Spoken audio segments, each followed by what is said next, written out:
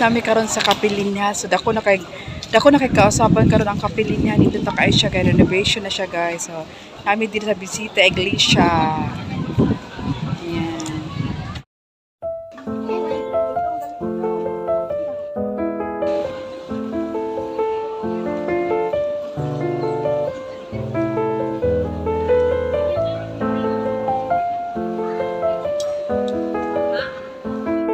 Nang Kapilinya guys, dito ta kaayo.